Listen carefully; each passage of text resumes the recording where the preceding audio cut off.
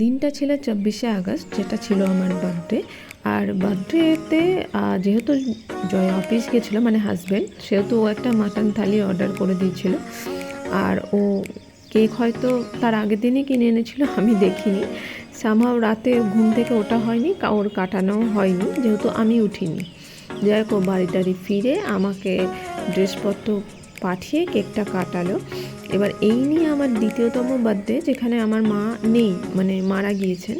তো ও জয় চায় সবসময় আমাকে খুশি রাখতে,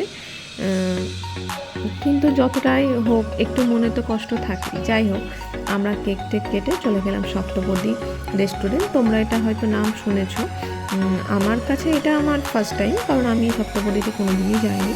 তো যাই হোক, আমরা চলে গেলাম। চলে গিয়ে ওদের ওখানে বসতেই মিনারেল ওয়াটার দিয়ে দিল। ইভেন দেন ওরা মেনু কার্ডও দিয়ে দিল।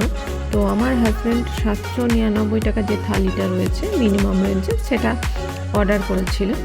তো এখানে সবারই ব্যবহার ভীষণ ভালো, তোমরা একবার আসতেই পারো। তো যথারীতি আমাদের থালি চলে এলো। থালিতে প্রথমেই দিয়ে দিয়েছিল ফিশ ফ্রাই, স্যালাড, আলুর চিপস এবং ভাত আর একটা পুরি।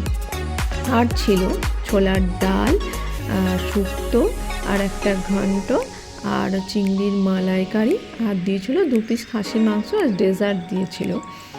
এরপর আমরা খেতে শুরু করে দিলাম। সত্যি কথা বলতে, ফিশ ফ্রাইটা এখানে তোমরা এসে একবার কিন্তু ট্রাই করবে। ফিশ ফ্রাইটা একটা অসাধারণ খেতে ছিল, আমার তো ভীষণ ভালো লেগেছে। নেক্সট টাইম আমি আবারও যাব।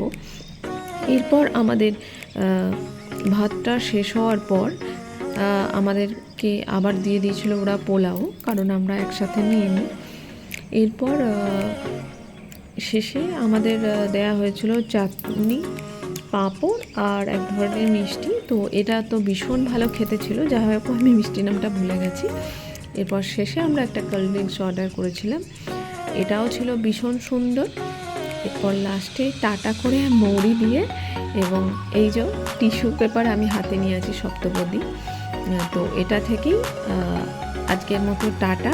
তো আজকের বার্থডেটা আমার সত্যি ভীষণ ভালো কেটেছে। অবভিয়াসলি জয়কে অনেক অনেক থ্যাংক ইউ। Bye bye.